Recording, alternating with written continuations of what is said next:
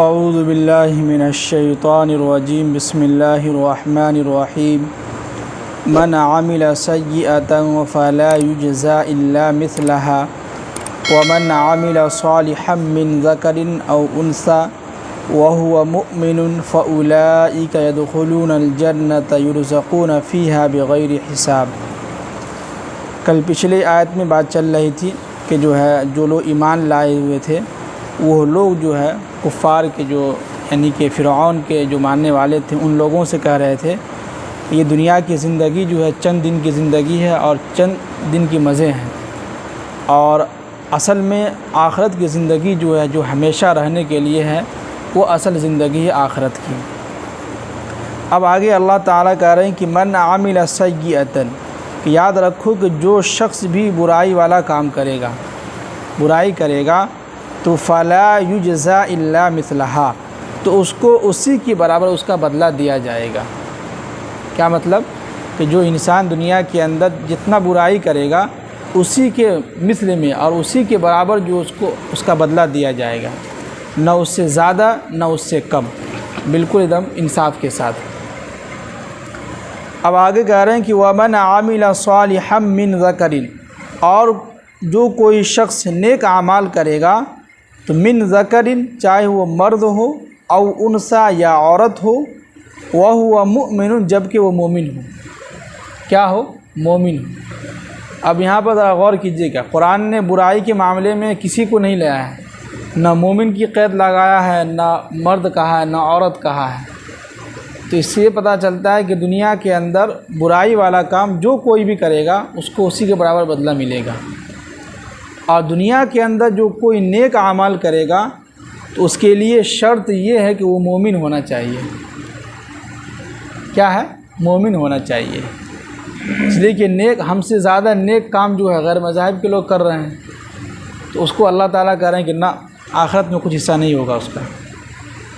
जैसे कि आज ही कल परसों वीडियो देख रहे थे जहाँ घर जलाया गया है मेवात के अंदर, जो घरों के ऊपर जो चला है बुलडोज़र, तो एक ज़ईफ़ कमज़ोर जो बूढ़े थे उनको जो है किसी औरत ने जो है, योगिता नाम करके एक औरत थी, उसने जो है उसको जो है पूरे घर की दुकान बना के जो अच्छे तरीके से उनको दे दिया, बोला कि हमारी तरफ से ये दुकान हम आपको बना के दे रहे हैं, और कई 50 या 20 हज़ार के करीब जो उनको पैसा भी दिया, और उनकी दुकान के अंदर जितने भी सामान जला था सब जो है नया ख़रीद के ला के दिया था।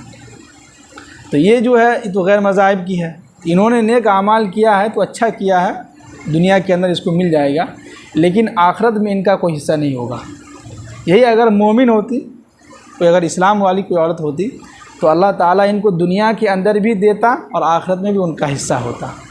ये कहने का मतलब यहाँ पर है कि जो बुराई करेगा दुनिया के अंदर, किसी भी मज़हब से ताल्लुक़ रखता हो, उसको उसी के बराबर बदला मिलेगा।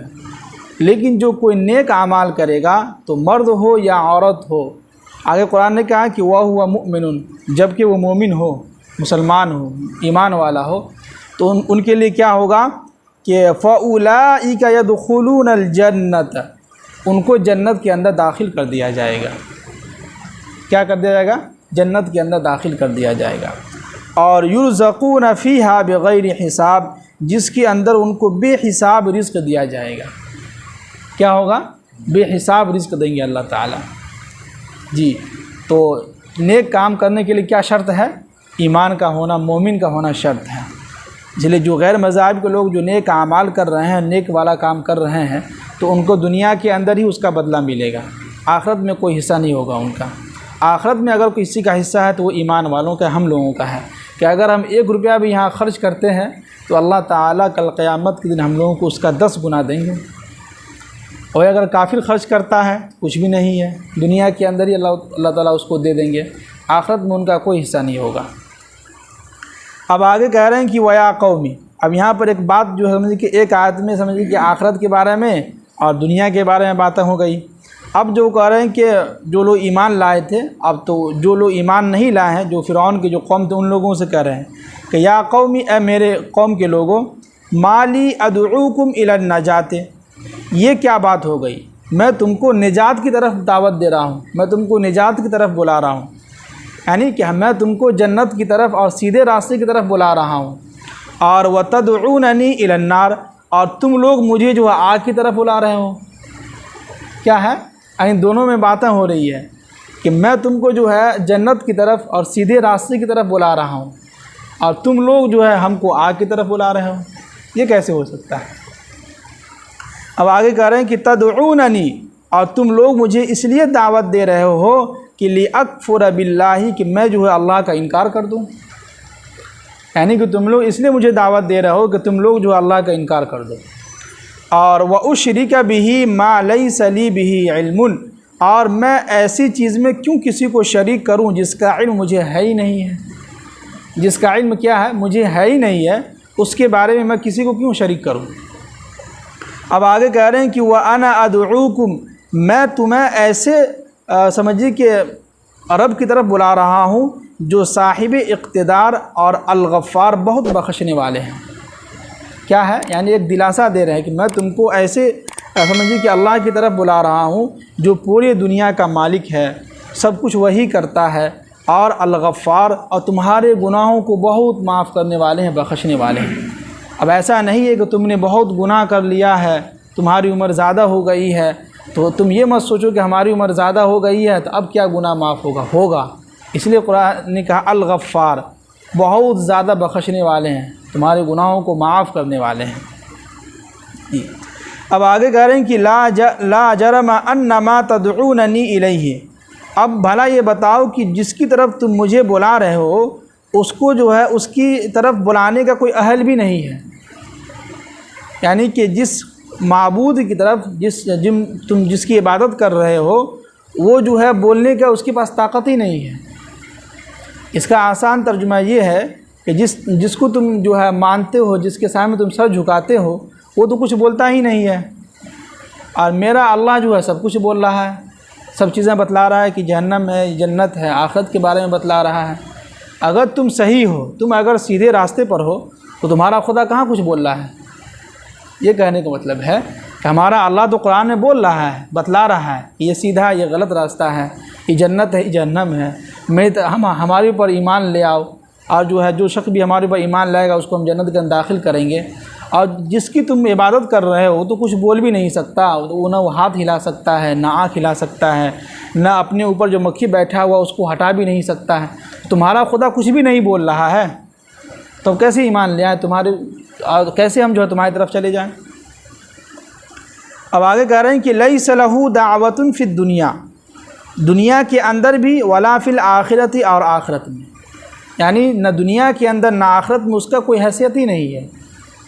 जिसकी तुम इबादत कर रहे हो, यानी ईमान वाले कह रहे हैं कि जिसकी तुम इबादत कर रहे हो उसकी न दुनिया के अंदर कोई चलती है, ना आखिरत में।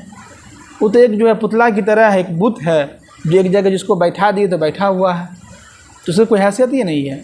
तो हम क्यों इसकी इबादत करें, हम तो एक अल्लाह की इबादत करेंगे।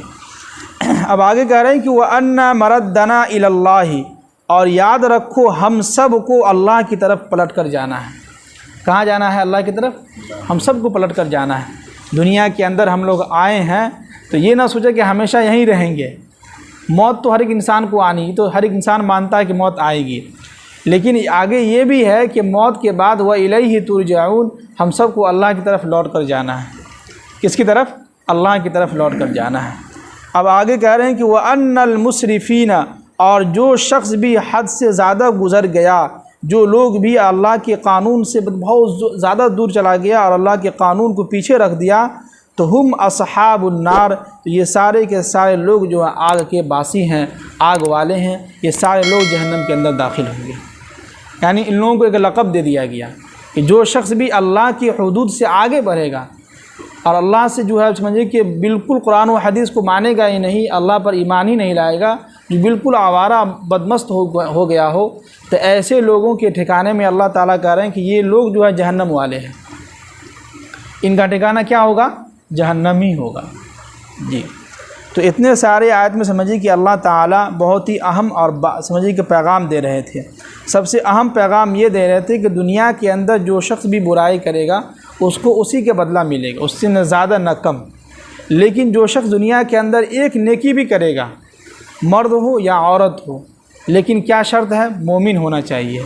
अगर वो मोमिन होगा तो अल्लाह ताला कह रहे हैं कि फ़उलाइका यदखुलूनल जन्नह, ऐसे लोगों को हम जन्नत के अंदर दाखिल कर देंगे, और जहाँ इनको बेहिसाब रिज़्क़ मिलेगा। क्या मिलेगा?